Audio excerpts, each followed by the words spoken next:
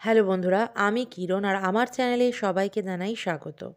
আমি আজকে তোমাদের সাথে শেয়ার করতে চলেছি ইকো পার্কের নতুন তৈরি হওয়া হরিণালয় সম্পর্কে বিভিন্ন তথ্য ও বেশ কিছু ভিডিও ক্লিপস। তাহলে চলো দেরি না করে শুরু করা যাক। প্রথমেই বলি, হরিণালয় মানে ইকো পার্কে হরিণালয় তৈরি হয়েছে 6 নম্বর গেটে। ইকো পার্ক তো একটা বড় জায়গা, তো সেখানকার বিভিন্ন গেটে এক একটা জিনিস তৈরি হয়েছে। তো 6 নম্বর গেটে এই হরিণালয় তোমরা পেয়ে যাবে। আর এই যে জায়গাটা দেখছো, এই জায়গাটা কিন্তু হলো টিকিট কাউন্টার। মাথা পিছু 50 টাকা করে কিন্তু টিকিট লাগছে। ছোটদের লাগছে 5 বছরের নিচে ছোটদের লাগছে 20 টাকা করে টিকিট।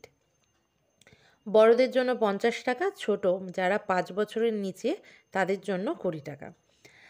আর এবার ভেতরে ঢুকেই কিন্তু এরকম একটা ছোট্ট পার্ক ছিল, তোমরা দেখলে। আর এরই পাশাপাশি কিন্তু রয়েছে এই বিভিন্ন ধরনের পাখি। এখানে অনেকগুলো ম্যাকাও রয়েছে, বিভিন্ন কালারের বেশ কিছু ম্যাকাও এখানে কিন্তু রয়েছে।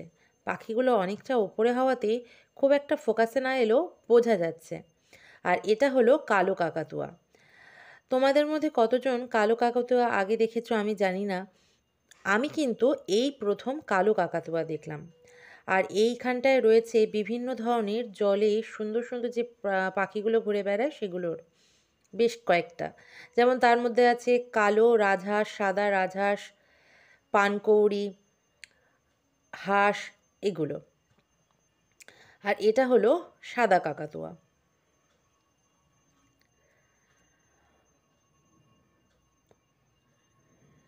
এরই সাথে রয়েছে বিভিন্ন ধরনের প্যারোটো। আর পশু বা পাখিদের জন্য এখানে কিন্তু সুন্দর খাওয়া দাওয়ার একটা আলাদা করে জায়গা দেওয়া রয়েছে, যেখানে কিন্তু তারা খাচ্ছে। আর এটা হলো জেব্রার জায়গাটা। দুটো জেব্রার সামনেই দেখতে পাচ্ছ। আমি কিন্তু দুটো জেব্রাই ওখানে মানে মোট দেখেছি। তেমনি জিরাফও কিন্তু এর পরে আছে, সেই জিরাফও আমরা দুটোই দেখেছি। এই যে জিরাফ, এর ভেতরেও কিন্তু দুখানা জিরাফই ছিল সেই সময়। আমরা এই হরিণালয়ে গেছিলাম 7ই জানুয়ারি 2024-এ। সেই সময় হিপোপটেমাসের জায়গাটায় কিন্তু আমরা ফাঁকা দেখেছিলাম, মানে ওরা কিন্তু ঘরের ভেতর ছিল সম্ভবত, তাই আমরা হিপোপটেমাস কিন্তু দেখতে পাইনি। আর এখানে কিন্তু মিঠা জলের কুমিরও রয়েছে। আমরা বেশ কয়েকটা কুমির দেখেছি, যে দেখতেই পাচ্ছেন। কুমিরগুলো দেখে বোঝা যাচ্ছে না যে কুমিরগুলো জ্যান্ত আছে, মানে দেখে মনে হচ্ছে আর্টিফিশিয়াল, কিন্তু সত্যি তারা জ্যান্ত ছিল। মানে খুব অনেকক্ষণ পর পর তারা কিন্তু লেজ নাড়ছিল। আর এই যে কুমিরটা একদম সামনে থেকে দেখা যাচ্ছিল, এটাকে দেখে বোঝা যাচ্ছিল যে অনেকক্ষণ পর পর ও কিন্তু চোখের পলক ফেলছে, তারপর একটু নড়াচড়া করছে, কিন্তু বাকি সময়টা একদম স্থির, মনে হচ্ছে সিমেন্ট দিয়ে তৈরি করেছে। যাই হোক, এরই পাশাপাশি কিন্তু অনেকগুলো বাদর ছিল। এই যে দেখতেই পাচ্ছেন ক্যাপিচিনো বাদর। এছাড়াও আরও অনেক ধরনের বাদর এবং উল্লুক ছিল, যেগুলো দেখতে বেশ ভালো। এটা হলো উল্লুক। এই উল্লুকের কিন্তু অনেক কারসাজি আমরা অনেকক্ষণ দাঁড়িয়ে দেখলাম। মানে এই রকম খেলা কিন্তু সাধারণত দেখা যায় না, হয়তো ভাগ্যে ছিল, তাই সুন্দর এই খেলাটা আমরা দেখতে পেরেছি। এই যে দেখুন, ঝুলে ঝুলে এদিকে আসছে। এর সাথে এর পার্টনারও আছে, যেও একটু পরেই আসবে।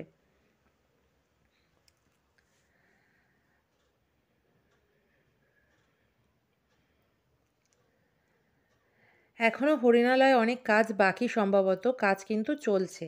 তারই মাঝে এই জিনিসগুলো দেখা এবং সাথে ছোট্ট একটু পিকনিক করেই নিতে পারেন কিন্তু আপনার এই হরিণালয়ে এসে। জায়গাটা বেশ পরিষ্কার পরিচ্ছন্ন আর খুবই সুন্দর করে সাজানো হয়েছে কিন্তু। অনেকগুলো টাকা খরচা করে সার্কাসে গিয়ে কিন্তু আর এই খেলা দেখতে হলো না আজকে আমাদের। খুব সুন্দর একটা সময় কাটলো এদের খেলা দেখে।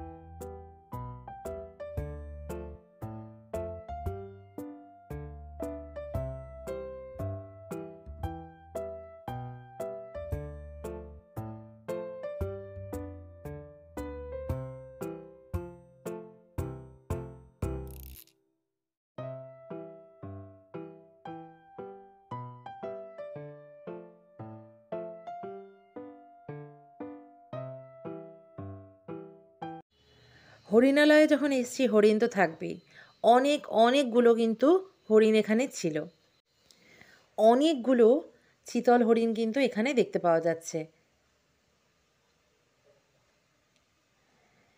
এই হরিণ আমার দেখতে ভীষণ ভালো লাগে, বিশেষ করে এই আঁকাবাঁকা শিংযুক্ত হরিণগুলো ভীষণ সুন্দর লাগে। প্রত্যেকটা খাঁচার ভেতরেই একটা আর্টিফিশিয়াল জলাধারের ব্যবস্থা করা হয়েছে।